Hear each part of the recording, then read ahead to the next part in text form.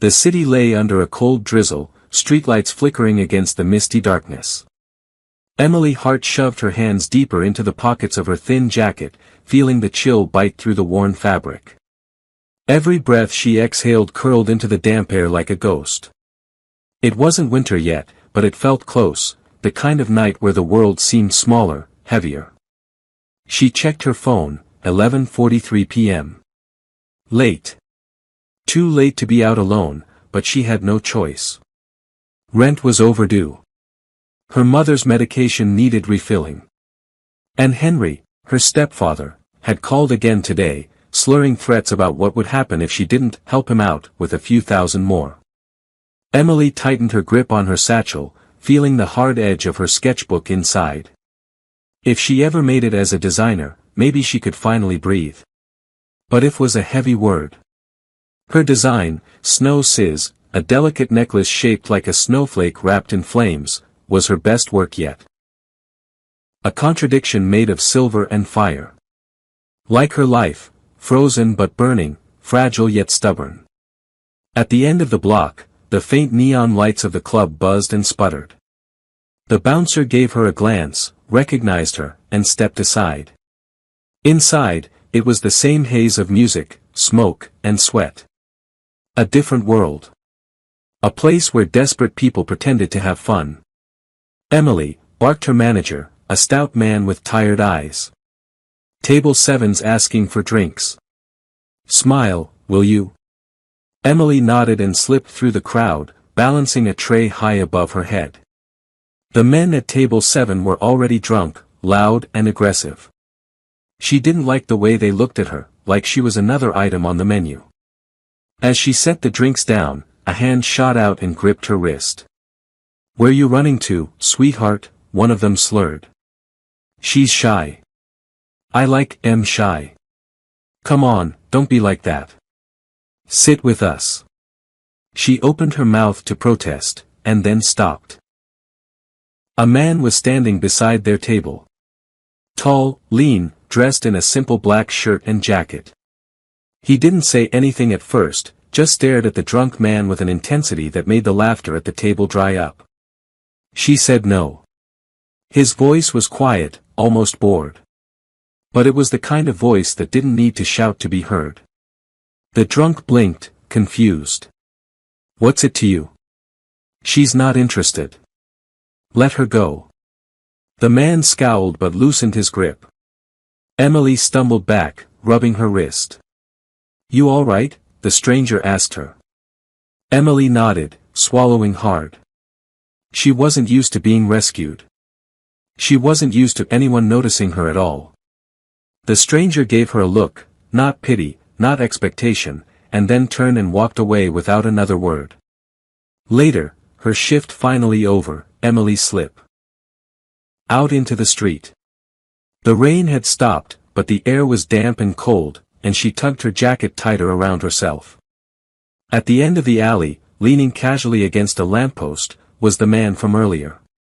"You again," she muttered. "I thought you might need someone to walk you home." "I don't need saving."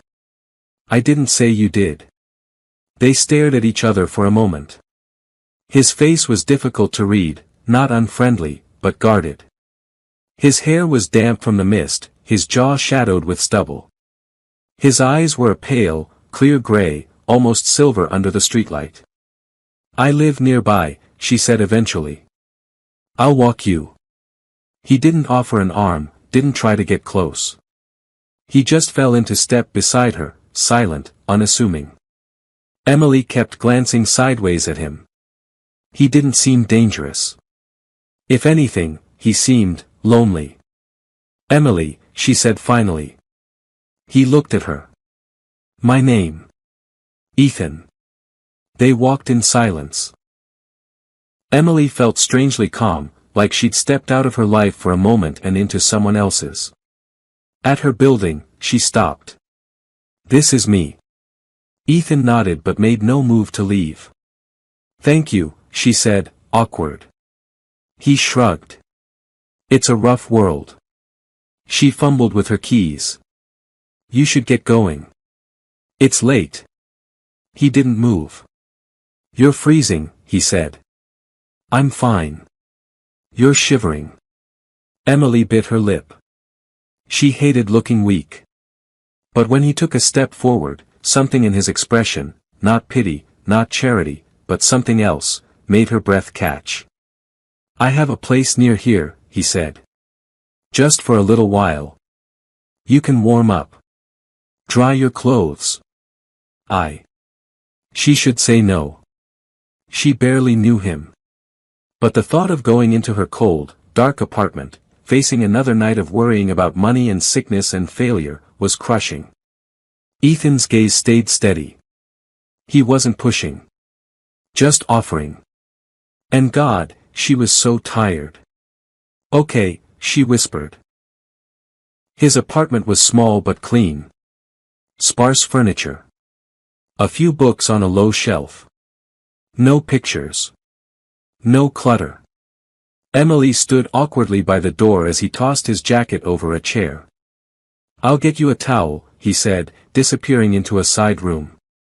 When he came back, she was still standing there, dripping on the floor. He handed her the towel and pointed to the bathroom. There's a heater in there. Take your time. Emily hesitated, then nodded and slipped inside. She stripped off her damp clothes and wrapped the towel around herself, sitting on the floor near the heater. The warmth seeped into her skin, making her shiver all over again. When she finally stepped back out, Ethan had changed too, gray sweatpants, a plain t-shirt. He looked almost normal now. Almost ordinary. But nothing about this felt ordinary. He handed her a t-shirt, big enough to swallow her, and sweatpants that she had to roll at the waist to keep from slipping off. They sat opposite each other on the couch, the silence stretching. You don't have to stay long, he said. Emily shook her head. It's fine. For a while, neither of them spoke. The rain picked up outside, tapping softly against the windows. Finally, she asked, why were you at the club? He shrugged. Passing through. Do you always step in when you see a stranger in trouble? No, he said. Just you. She looked at him, startled. His mouth quirked into the barest hint of a smile. You looked like you needed someone. Emily swallowed. She wasn't sure what to say to that. Ethan leaned back, stretching his arms over the couch. The movement pulled his t-shirt tight over his chest, and she found herself staring before she quickly looked away. Tell me something, he said. Anything. What? Anything about you. Emily hesitated. No one ever asked. No one ever cared. I'm a designer, she said finally. Or trying to be. Clothes. Jewelry. She looked down at her hands. I have this piece I'm working on. Snow Sizz. It's a snowflake and fire. Sounds complicated. She smiled faintly. It is. It's not finished yet. But it's my favorite. Ethan watched her, his gaze steady. You must be good, he said. She shrugged. Maybe. Not good enough yet. There was a beat of silence. You should be, he said. Good enough, I mean. For anything you want. Emily blinked. She didn't know how to respond to that. No one had ever said that to her before. Outside, thunder rumbled. The lights flickered once, then steadied. Emily realized she was trembling again, not from cold this time, but from something else. Fear. Exhaustion. Longing. She didn't realize she was crying until Ethan reached over and brushed his thumb gently under her eye. Sorry, she whispered. He didn't answer. Just sat there, his hand lingering against her cheek. She should pull away. She should say thank you and leave. Instead, she leaned into his touch. The world outside faded, the rain, the fear, the endless, gnawing worry. For the first time in a long time, she felt safe. Ethan's hand slid to the back of her neck, his touch warm and steady. He hesitated, giving her a chance to stop him. She didn't. He leaned in slowly, giving her time, but she met him halfway. The kiss. Then deeper, more certain. Emily pressed closer.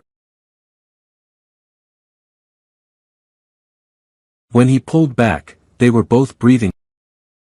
"Are you sure?" he asked, his voice rough. Emily answered by kissing. The rest was a blur of heat and touch. Ethan was careful, gentle. Was both fragile and fierce. Emily gave her.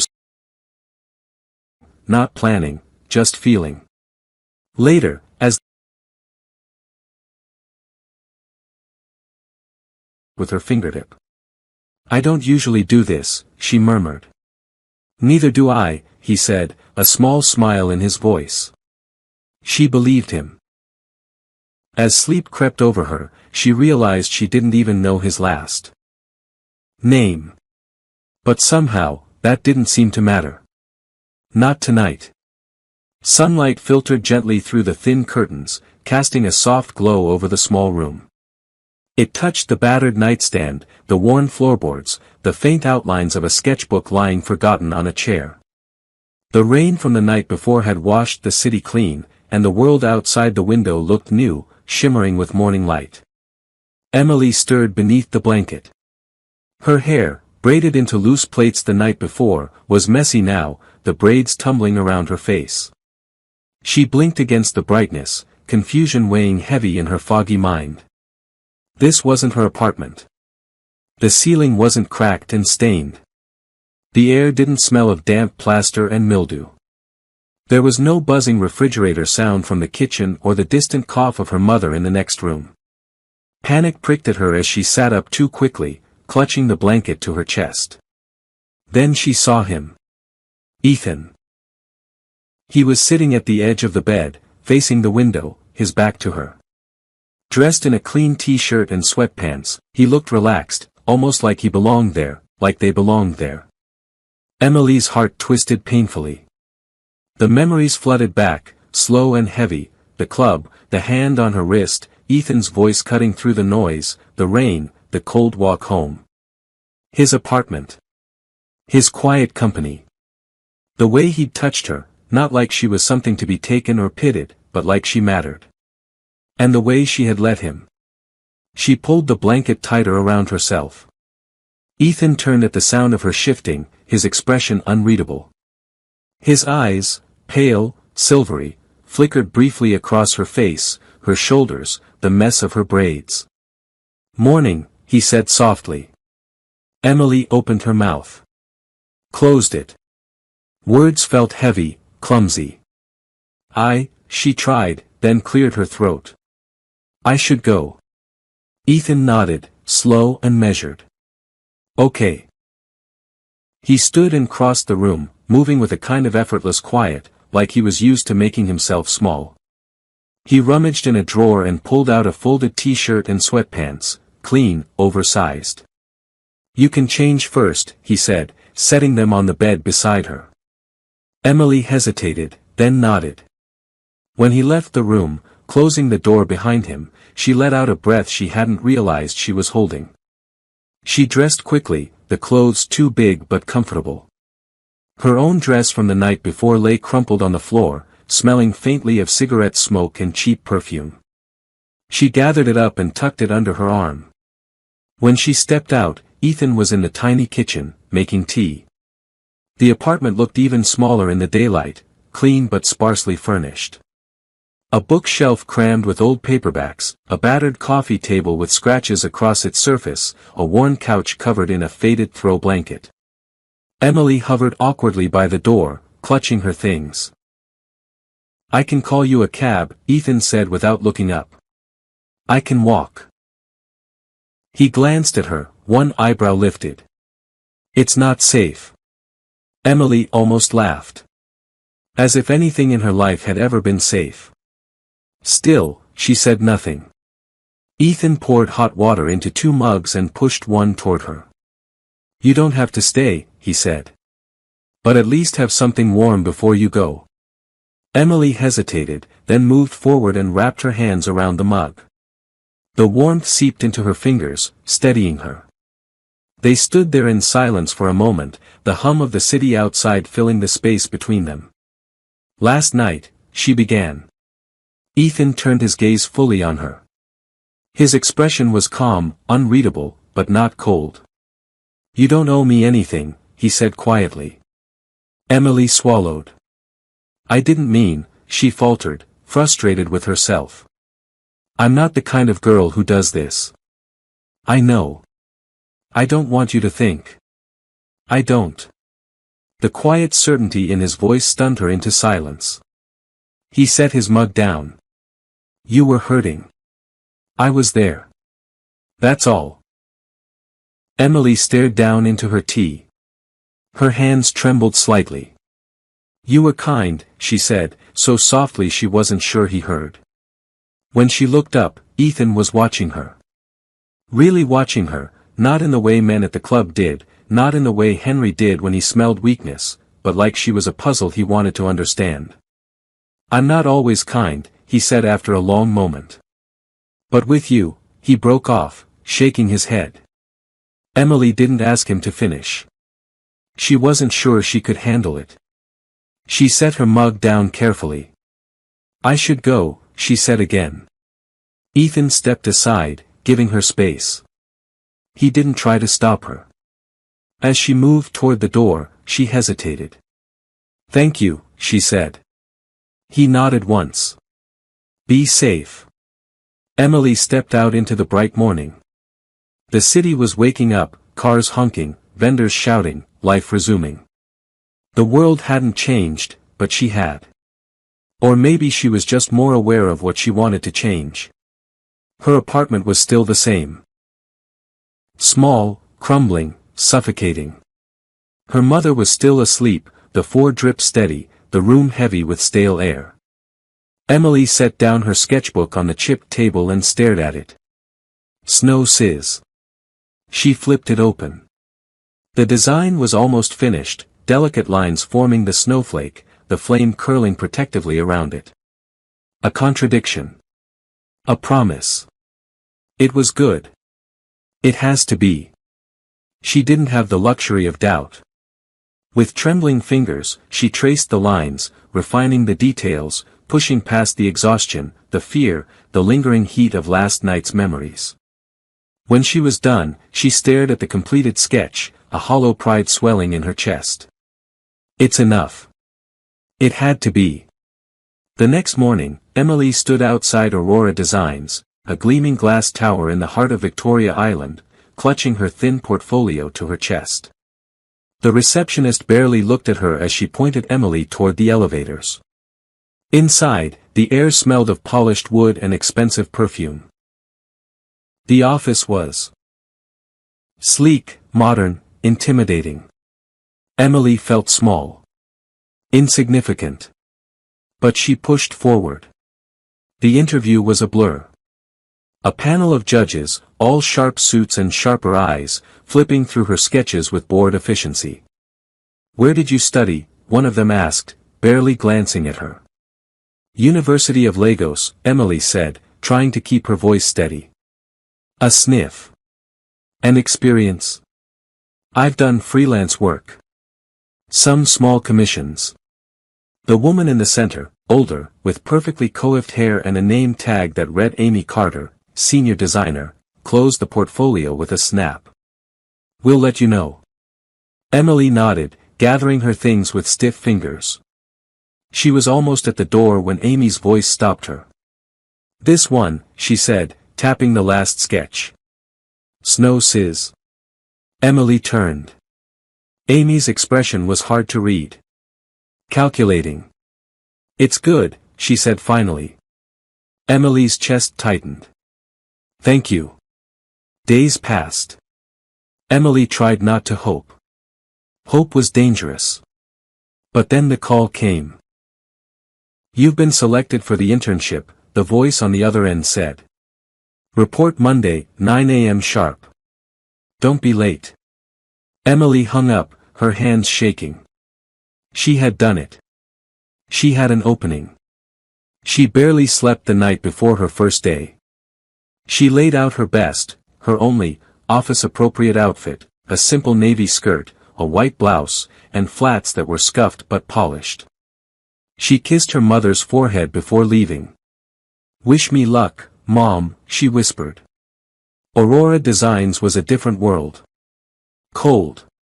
Fast. Merciless. Amy Carter barely glanced at her as she handed her a stack of papers. "Coffee," she said. "3 sugars, no cream." Emily took the papers without complaint. The days blurred into a haze of copying, fetching, fixing. No one remembered her name. No one cared. But Emily watched. She listened. She learned. Late at night, when the office emptied out, she worked on her designs. Quietly, carefully. She wasn't naive. She knew she was invisible here. But invisibility had its advantages. One night, long after everyone else had gone, Emily sat hunched over her desk, redrawing snow s's in finer detail, adding notes, measurements, adjustments. She didn't hear the footsteps until they were right behind her. "What's this?" Emily jumped, clutching the sketch to her chest. Amy Carter stood there, arms crossed, one eyebrow arched. "It's nothing," Emily said quickly, shoving the paper into her bag. Amy's gaze was sharp, calculating. "You have potential," she said, almost grudgingly. Emily said nothing. Amy smiled, a thin, cold smile. "Be careful, Emily," she said. "This world eats girls like you alive." With that, she turned and walked away, heels clicking against the polished floor. Emily sat frozen for a long time after she was gone, the sketch still clutched in her trembling hands. Later that night, when she finally made it home, Emily found herself standing in front of her mirror, staring at her. Her reflection. The girl staring back at her looked the same, small, tired, scared. But inside, something had shifted. She wasn't going to be eaten alive. She was going to survive. No matter what it cost. The first few weeks at Aurora Designs blurred into a grinding, repetitive haze. Emily worked harder than she ever had before, running errands, organizing files, staying late after everyone had gone home. She wasn't there to be noticed. She was there to survive. But in those lonely after-hours, Emily claimed a tiny piece of the office for herself. At her desk, under the dim glow of her desk lamp, she brought snow s's to life, line by line, curve by curve, refining it into something sharper, bolder. The delicate snowflake, wrapped in a lick of flame, cold beauty and burning passion, opposites woven into one. It was everything she wasn't allowed to be. And it was hers. One rainy Friday evening, she stayed even later than usual. The city outside was a blur of headlights and reflections, the streetlights distorted by the endless drizzle. Emily leaned over her desk, frowning as she adjusted the tiny curves on her sketch. The office was almost silent, except for the soft hum of the air conditioning and the distant rumble of thunder. She didn't notice Amy Carter standing behind her until it was too late. "That's impressive." Emily jerked upright, snatching the sketch closer to her chest. Her heart thudded painfully. Amy stood there, immaculate as ever in a crisp white blazer, her sharp eyes gleaming with something Emily didn't like. "Snow Sis, right?" Amy asked, her voice deceptively light. Emily nodded stiffly. "It's just a personal project." Amy smiled, but it didn't reach her eyes. "You know, Emily, talent like yours shouldn't be wasted." Emily said nothing. Every instinct screamed at her to keep quiet, to retreat.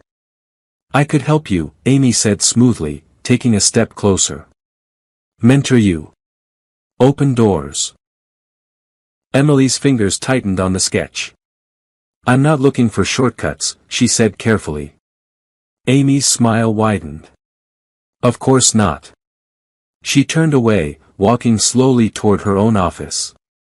But remember, she called over her shoulder, in this industry, it's not enough to be good. You have to be smart. Emily stood frozen long after she was gone. The next week passed in a whirlwind. Meetings, deadlines, presentations. Emily barely had time to breathe. Then came Friday. The company gathered in the main conference room for the quarterly review, a slick, polished affair with PowerPoint slides, expensive catering, and more egos in one room than Emily thought possible. She stood in the back, near the wall, invisible as usual. Amy Carter was front and center, smiling confidently as she clicked through the slides. And finally, Amy said, her voice ringing clear and proud, "We're excited to announce our newest design, soon to be unveiled at the Lagos Jewelry Expo." The screen flickered. And Emily's world tilted. There it was. Snow Sis. Her design. The same delicate snowflake wrapped in flames. The same intricate detail she had labored over for months. Emily stared, numb, as the room erupted in polite applause. Amy smiled, basking in the attention. "We believe Snow Sis will put Aurora Designs at the forefront of contemporary jewelry innovation." Emily's hands clenched into fists at her sides. It was hers. The meeting ended. People streamed out of the room, chattering excitedly about the upcoming expo. Emily stayed rooted to the spot. Amy approached, her heels clicking against the polished floor. "You look pale, Emily," she said sweetly. "Feeling unwell?" Emily opened her mouth, then closed it. What could she say? What evidence did she have? "You should be proud," Amy continued, her voice low and conspiratorial. "Your work will finally get the recognition it deserves. Even if no one knows it's yours." Emily's throat burned with unshed tears. Amy smiled wider.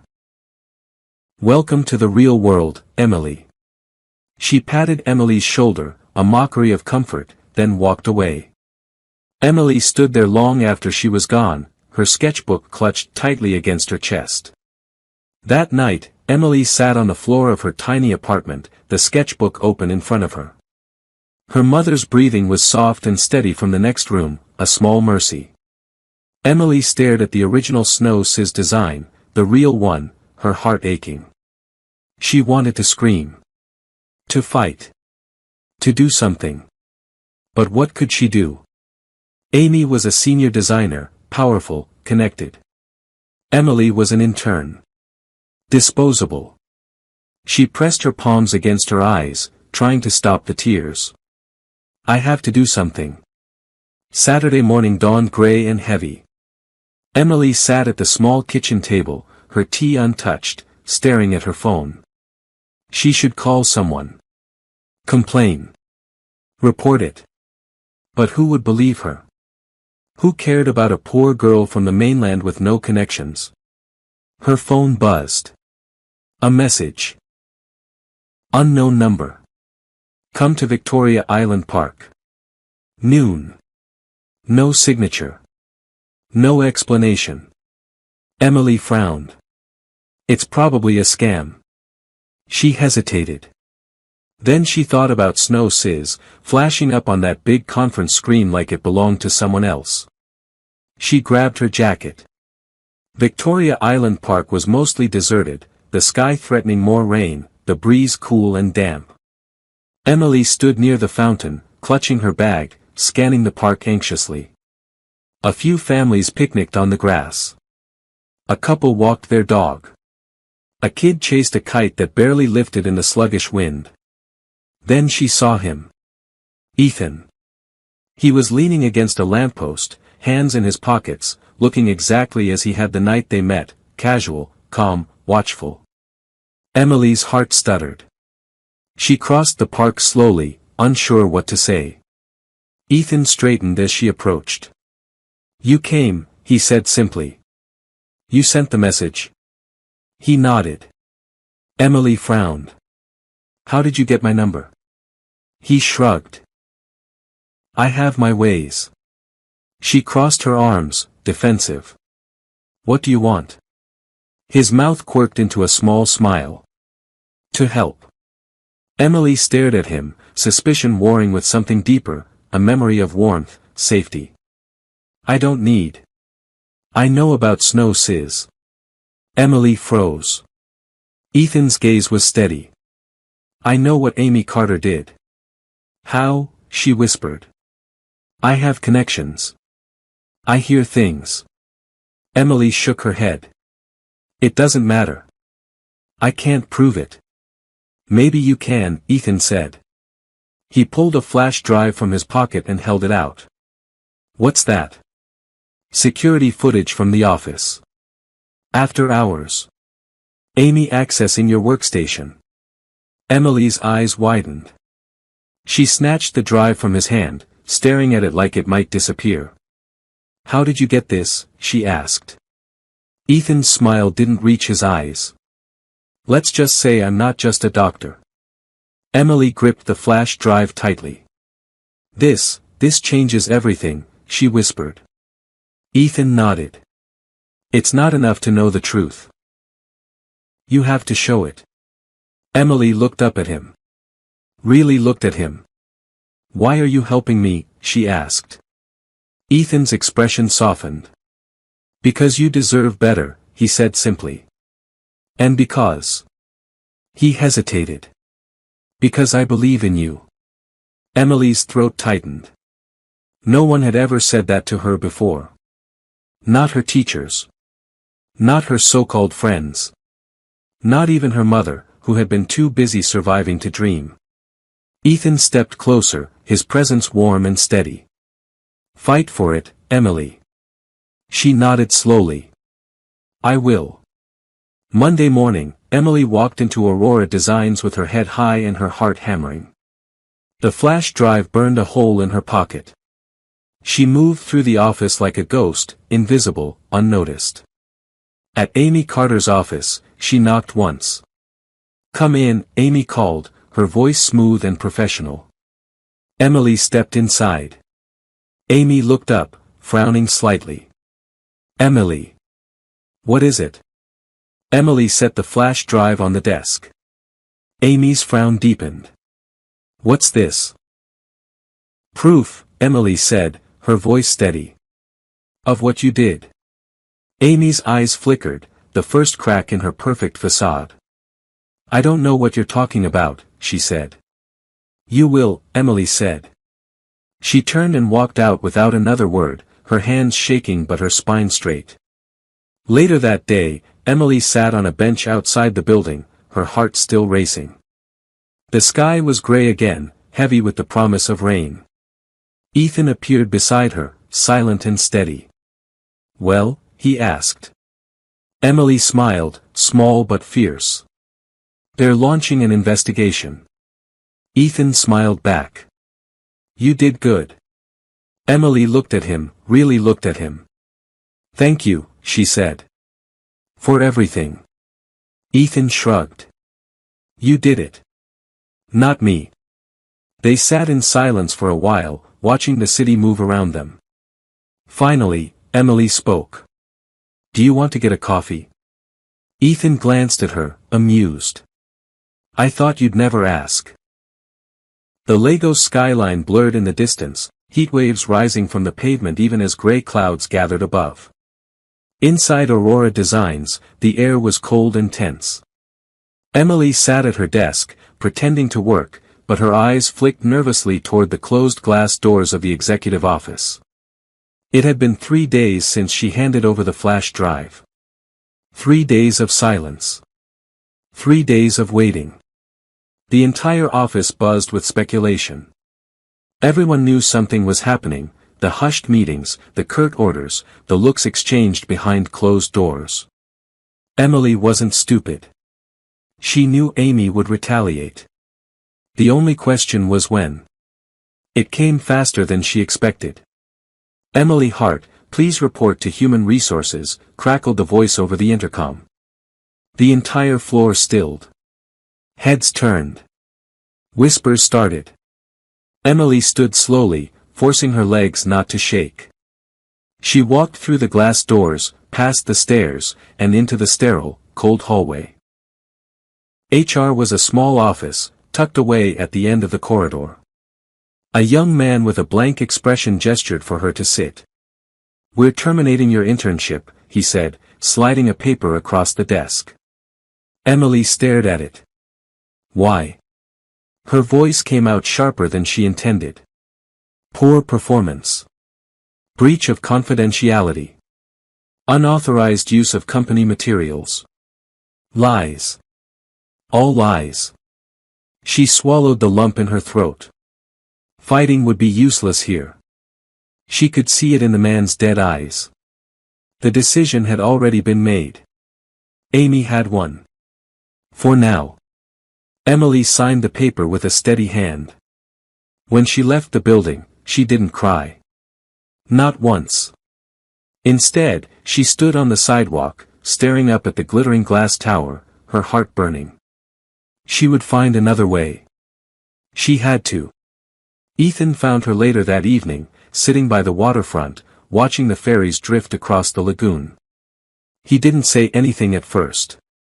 Just sat beside her, the silence stretching between them. "They fired me," Emily said, her voice flat. Ethan nodded, unsurprised. Amy's powerful. She wasn't going to go down quietly. Emily hugged her knees to her chest. "I don't have a job. No income. No connections. What now?"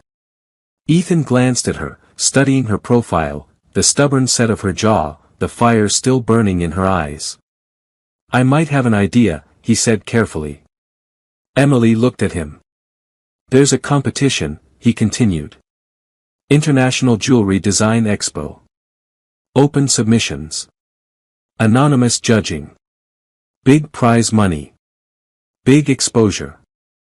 Emily's breath caught. "But I'd need a sponsor to enter," she said. "Someone to vouch for me." Ethan smiled faintly. "You have me." Emily blinked. "You?" He shrugged. "I have connections. Resources. I can cover the entry fees. Help you set up a proper showcase." She stared at him, stunned. "Why?" she whispered. Ethan hesitated. He could have told her the truth, about the Sinclair family, about the wealth and power he had walked away from. About the life he had buried to. Be Ethan Sinclair the doctor, the nobody. Instead, he said, "Because I believe in Snow Sis. And I believe in you." Emily's throat tightened. "Thank you," she managed. Ethan stood, offering her his hand. "Come on," he said. "We've got work to do." The next few weeks passed in a blur. Ethan transformed his small apartment into a makeshift workshop, clearing space for Emily to work. They spent long nights bent over her designs, adjusting the details, refining the sketches, discussing materials, dimensions, marketing plans. Ethan proved invaluable, calm, methodical, quietly supportive. And somewhere in the long hours and the quiet laughter, something shifted between them.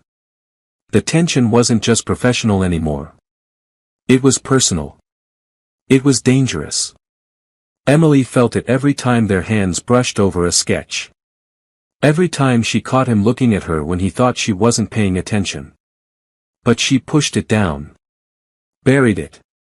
She had a dream to chase. There was no room for distractions. Even if that distraction was tall, handsome, and quietly devastating. The day of the expo arrived with a storm. Literally. Rain hammered the city, turning the streets into rivers and the sky into a churning mass of gray. But inside the expo center, it was a different world, polished marble floors, glittering chandeliers, the hum of money and ambition. Emily stood in front of her small, modest booth, her hands trembling. The centerpiece sat under a glass dome, the final prototype of Snow Sis, silver and platinum twisted into a perfect dance of fire and frost. It was the best thing she had ever made. It was hers. Ethan stood nearby, silent but steady. You ready? He asked. Emily nodded, though her heart was hammering against her ribs. Good, Ethan said. Because here they come. Judges moved through the room, a sea of tailored suits, designer heels, and practiced smiles. When they reached Emily's booth, she stepped forward, forcing herself to smile. They examined the piece carefully, murmuring among themselves. One of them, a stern woman with sharp cheekbones, tapped the glass. Snow Sizz, she read aloud. Interesting name. Emily nodded. It represents contradiction. Beauty and strength. Fragility and fire. The judges exchanged glances. Thank you, the woman said. They moved on. Emily exhaled shakily. That was good, Ethan murmured. Emily turned to him, hope flickering in her chest. Do you think? Before she could finish, a familiar, unwelcome voice cut through the noise.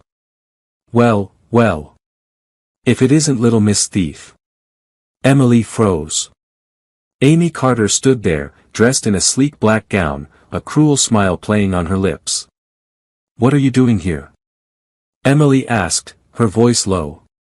Amy shrugged. Just admiring the competition. Imagine my surprise, seeing your little project here. She leaned in closer. You think this will save you? Some contest? Some anonymous panel? You're a nobody, Emily.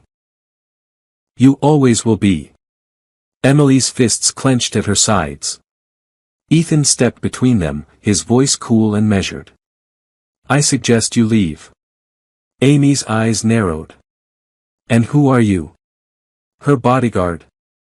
Something like that, Ethan said. Amy sneered. You're wasting your time on her. She turned on her heel and disappeared into the crowd. Emily sagged slightly. Ethan glanced at her. You okay? Emily nodded. Yeah. She doesn't scare me anymore. And she meant it. Hours later, the announcement came. Emily stood in the crowd, her heart in her throat, as the names were read. 3rd place. 2nd place. Her fingers dug into her palms. And 1st prize, the announcer said, goes to Snow Sizz by Emily Hart. The world blurred. Ethan nudged her. Go. Emily stumbled forward, dazed, as applause thundered around her. She climbed the steps to the stage, blinking against the bright lights. A trophy was placed in her hands. A check. Handshakes. Congratulations. None of it felt real. She turned, searching the crowd, and found Ethan. He was standing at the back, hands in his pockets, a small, proud smile on his face. Their eyes met. And in that moment, Emily knew. It wasn't just about the dream anymore. It was about him. The days following the expo passed in a blur of congratulations, interviews, and invitations. Emily's phone buzzed constantly, reporters wanting sound bites, jewelry houses requesting meetings, magazines asking for photo shoots. For the first time in her life, people said her name with respect. Emily Hart. Not invisible. Not unwanted. Seen. But even as the spotlight brightened, shadows lurked behind it. Ethan watched from the sidelines, silent as ever. He was there at the press conferences, waiting in the background. He accompanied her to her first magazine shoot, standing just out of frame. Always close enough to be a comfort, but never demanding the stage. Emily leaned on him more than she wanted to admit. Late at night, when the adrenaline wore off and doubts crept in, she found herself at his apartment, the small, quiet place where she could breathe. He never asked questions. Never pushed. He just was. And for Emily, that was everything. But Lagos was a small city, at least in the circles Ethan had tried to leave behind. Word of Emily's victory spread fast. And with it, whispers. One evening, after a long day of interviews, Emily sat cross-legged on Ethan's worn couch, sipping tea. "You know," she said, "people keep asking about my sponsor. They want to know who backed me." Ethan looked up from the paper he was pretending to read. "What do you tell them?" She smiled faintly. "That it's none of their business." Ethan chuckled, but there was tension in his shoulders. Emily set her mug down. "Why don't you want people to know?" Ethan hesitated. "I'm not exactly anonymous," he said carefully. Emily tilted her head. "You're not just a doctor, are you?" He shook his head. Emily frowned. "Then who are you?" Ethan leaned forward, resting his elbows on his knees. He stared at the floor for a long moment. "My real name," he said finally, "is Ethan Sinclair." Emily blinked. The name sounded familiar, too familiar. "My family," Ethan continued, voice low, "they own Sinclair Holdings." Emily's mouth went dry. Sinclair Holdings. One of the biggest conglomerates in Nigeria, construction, real estate, finance. Power and money, tangled into one iron fist.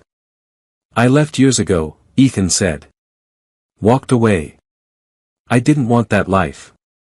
The expectations. The deals. The lies." Emily swallowed. "You're a billionaire."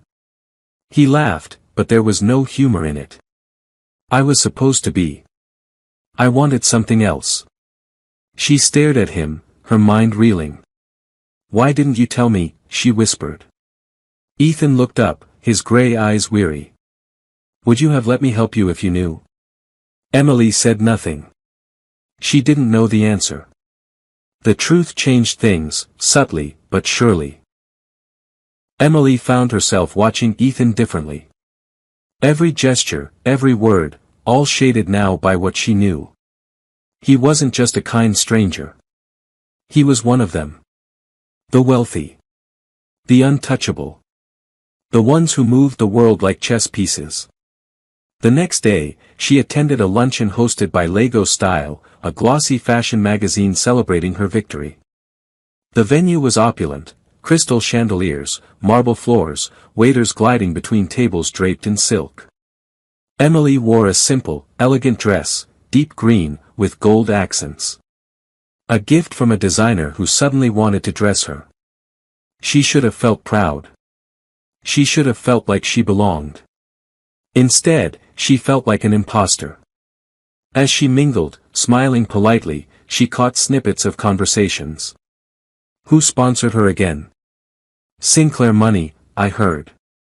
"Explains a lot, doesn't it?" Emily clenched her fists. Suddenly, it wasn't about Snow Sis anymore.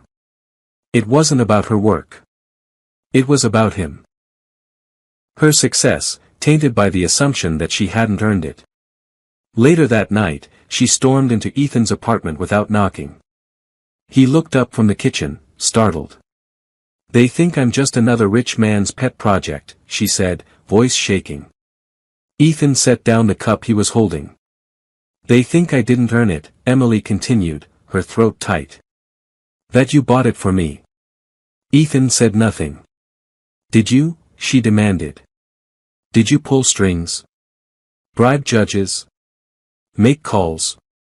"No," Ethan said quietly. Emily stared at him, breathing hard. "I didn't even know you submitted until after you did," he said. "I didn't interfere, Emily. I swear." She wanted to believe him. She needed to believe him. But the doubts clawed at her. "You should have told me who you were," she whispered. "From the beginning. I wanted you to know me," Ethan said. "Not the Sinclair name. Not the money." Emily shook her head, tears stinging her eyes. "I don't know who you are anymore." She turned.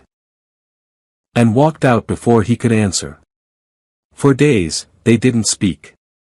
Emily buried herself in work, meetings, designs, interviews. She smiled for cameras and signed contracts and pretended everything was fine. But at night, in the silence of her apartment, she thought of Ethan. Of his steady presence. His quiet strength. His betrayal. And she missed him. More than she should have. The final blow came a week later. Emily returned home to find an envelope slipped under her door. Inside, a simple note. You'll never escape what you are. Just another pretty face bought by old money. Enjoy it while it lasts. There was no signature. No name. But she knew. Amy Carter's poison, subtle and cruel. Emily sat on the floor, staring at the note. And then, slowly, she tore it into pieces. She wouldn't let them define her. Not Amy. Not the Sinclair name. Not anyone. If she wanted a future, she would have to fight for it, on her own terms. She picked up her phone and dialed. Ethan answered on the second ring. Emily. I'm sorry, she said before he could say anything else. I overreacted. I let fear get in the way. Ethan was silent for a moment. You had every right to be angry, he said finally. She smiled, small and wry. Maybe. But I still miss you. I miss you too. There was a pause. Can I see you? He asked. Emily's heart twisted. Come over, she said. When Ethan arrived, he looked the same, casual jeans, worn sneakers, that same calm in his eyes. But when Emily opened the door, he hesitated on the threshold. Are you sure? He asked softly.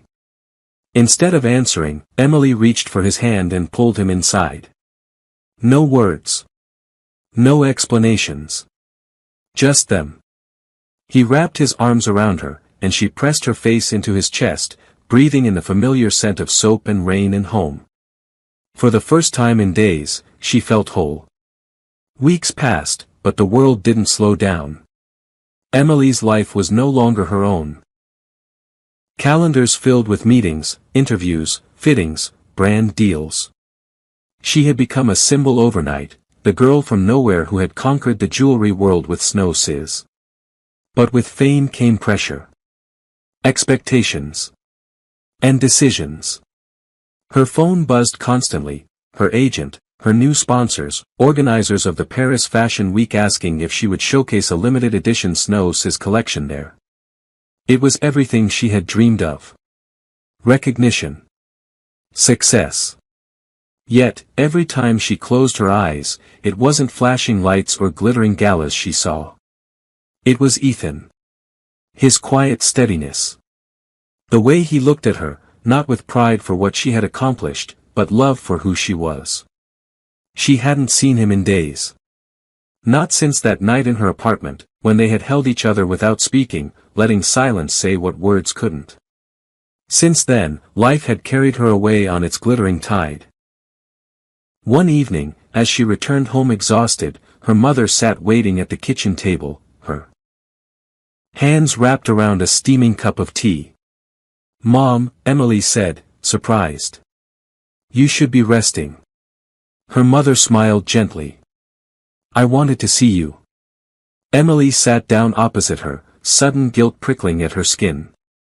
How are you feeling? She asked softly. Stronger. Her mother's voice was frail but steady. Thanks to you. Emily reached out, covering her mother's hand with hers. I'm proud of you, her mother continued. But baby, are you happy? The question struck like a blow. Emily opened her mouth to say yes, of course, I'm happy, look at everything I've achieved, but the words caught in her throat. Her mother squeezed her hand. Don't lose yourself chasing what you already have. Emily blinked back sudden tears. She wasn't even sure what having it all meant anymore. The next morning, as Emily skimmed her emails, her heart caught on one subject line. Congratulations, Paris Fashion Week invitation. She clicked it open, scanning quickly. They wanted her. Front row. Spotlight. A solo exhibition. It was a dream, the kind of break that could change her life forever. But there was a catch. The exhibition date was in 2 months, the same week as her mother's scheduled surgery. Emily stared at the screen, her stomach sinking. Later that day, her new manager called to discuss strategy. "We need to think bigger," the woman said, her voice clipped and polished. "Paris is only the beginning. There are talks for Milan, New York. Endorsements. Partnerships. You could become the face of modern African luxury." Emily nodded mutely. "But first," her manager continued, "you need to focus. No distractions." "No distractions," Emily repeated hollowly. "That means, relationships," her manager said delicately. "The press loves a good romance story, but right now, Ethan Sinclair could complicate things." Emily's head snapped up. "What do you mean?" Her manager smiled thinly. "You don't want the world to think you needed a Sinclair to prop you up, do you?" Emily's mouth went dry. "End things. Quietly. Before they drag your name through the mud." That night, Emily sat on her bed, staring at her phone. She could call Ethan. Tell him she missed him. Tell him everything. But the words felt heavy, impossible. Instead, she pulled up an old picture of them, blurry and unposed, from a night they'd shared cheap takeout and laughter in his tiny apartment. Ethan, smiling softly at her, like she was the only thing in the world that mattered. No distractions. She set the phone down. And cried. The next morning, she made her choice. She texted Ethan. "We need to talk. Meet me at the waterfront." His reply was immediate. "I'll be there." Victoria Island waterfront was quiet at dusk, the sky painted in shades of orange and purple. The waves lapped gently against the shore, and a faint breeze ruffled Emily's hair. Ethan was already there, leaning against the railing, hands tucked into his jacket pockets. When he saw her, he smiled, that small, steady smile that had undone her so many times. But when Emily stopped a few feet away, he seemed to sense something was wrong. "What's going on?" he asked. Emily swallowed hard. "I got the invitation," she said. "Paris Fashion Week." Ethan's face lit up. "Emily, that's incredible." "I'm not going," she said, cutting him off. He froze. "My mom's surgery is the same week," she explained. "And I can't leave her." Ethan's expression softened with understanding. "You're making the right choice." Emily's throat tightened. "There's more." Ethan waited, patient. "They want me to distance myself from you." For a moment, the only sound was the water hitting the shore. Ethan nodded slowly. "I see. They think you're a liability," Emily whispered. "That I can't succeed if people know you're helping me." "And what do you think?" Ethan asked gently. Emily looked at him, really looked at him. At the man who had stood by her when no one else had. At the man who had believed in her when she barely believed in herself. "I think," she said, her voice trembling, "that none of this matters without you." A muscle twitched in Ethan's jaw. "You don't have to choose, Emily," he said. "I would never stand in your way." "I know," she whispered. "But I'm tired of choosing between what I want and what I need." She stepped closer, reaching for his hand. "I want you, Ethan." His fingers curled around hers, warm and sure. "I'm not going anywhere," he said. Emily smiled, tears slipping down her cheeks. "I don't want to go anywhere either." He pulled her into his arms, and she buried her face against his chest, breathing him in. For the first time in a long time, she felt at peace. The decision was made, not between Paris and Lagos, not between ambition and love, but between fear and faith. Emily chose faith. In herself. In Ethan. In what they had built, not just from metal and gemstones, but from quiet nights and whispered dreams. Life didn't slow down. It never did. Paris Fashion Week carried on without her. Headlines speculated on her absence. Was she a one-hit wonder? Had she cracked under pressure? Was she afraid of competing on a global stage? Emily ignored them. Instead, she focused on what mattered. Her mother's surgery. It was successful, long and grueling, but successful. When the doctor finally came out, exhaustion etched into his face and cap pulled low, he gave a tired smile. She's going to be fine. Emily broke down in the waiting room, sobbing into Ethan's shoulder as relief crashed over her like a wave. For the first time in years, the future didn't feel like a shadow, it felt possible. Weeks passed. Her mother recovered slowly, gaining strength each day. Emily stayed by her side, balancing hospital visits with sketching new designs. She worked from Ethan's apartment most days, the small space feeling more like home than anywhere else had in years. Ethan never rushed our side, balancing hospital visits with sketching new designs. She worked from Ethan's apartment most days, the small space feeling more like home than anywhere else had in years. Ethan never rushed her. Never asked for more than she could give.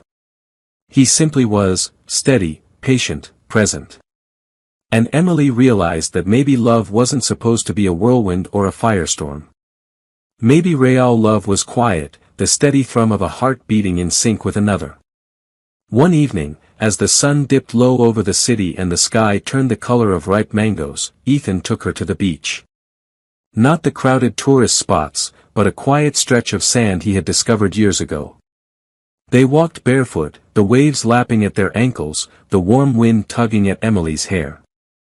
"I have something for you," Ethan said. Emily turned, eyebrows raised. He pulled a small box from his pocket and opened it. Inside, nestled on a bed of velvet, was a pendant, a miniature version of Snow Sis. The snowflake, delicate and intricate. The flame, strong and sure. A contradiction. A balance. Them. Emily pressed a hand to her mouth, tears pricking at her eyes. "It's beautiful," she whispered. Ethan smiled, but there was a nervousness there she rarely saw. "It's not just jewelry," he said. "It's a promise." He reached for her hand, the box still open between them. "I don't care about the spotlight," Ethan said. "I don't care about the Sinclair name, or the money, or any of it." He squeezed her hand gently. "I care about you." Emily blinked rapidly, trying to see him through the blur of tears. "I know life won't always be easy," he continued. "But I want to face it with you." He took a deep breath. "Will you marry me, Emily?" The world seemed to still, the ocean, the wind, the very earth itself holding its breath. Emily smiled, wide and bright, the tears spilling over. "Yes," she whispered. "Yes, Ethan, I will." He slipped the necklace around her neck, the pendant resting just above her heart. And then he kissed her, slow and tender, tasting of salt and sun and a future they had fought to claim. They married quietly, months later, no grand spectacle, no magazine spreads. Just family and a few close friends, gathered in a small garden strung with fairy lights. Emily wore a simple white dress. Ethan wore a plain black suit. And when they exchanged vows, it wasn't about promises of riches or fame. It was about them, about quiet mornings and shared laughter and holding hands when the world got too loud. Snow Sis became more than a design. It became a brand, one rooted in authenticity, in balance, in beauty forged from contradiction. Emily didn't chase the Paris runways anymore. They came to her. But she never lost sight of what mattered. She built her own studio in Lagos, Heart Designs, a place where young, unknown designers could have the chances she had fought so hard for. And at night, when the city quieted and the stars blinked awake, she went home to Ethan. Home, not a place, not a building, not a name. Home was him. Home was them. Years later, On the anniversary of Snow Sis, Emily sat on the studio's rooftop, sketching lazily in her notebook. Ethan arrived with 2 cups of tea and a mischievous smile. "You're late," she teased. "Business meeting," he said, handing her a cup. "Trying to convince a stubborn artist to take a day off." Emily laughed. As the sun dipped low, they sat together, watching the city lights flicker on one by one. Emily leaned her head against Ethan's shoulder. "Do you ever think about what would have happened if we hadn't met that night?" she asked. Ethan smiled, kissing the top of her head. "No," he said simply. "Because we did. And that was enough."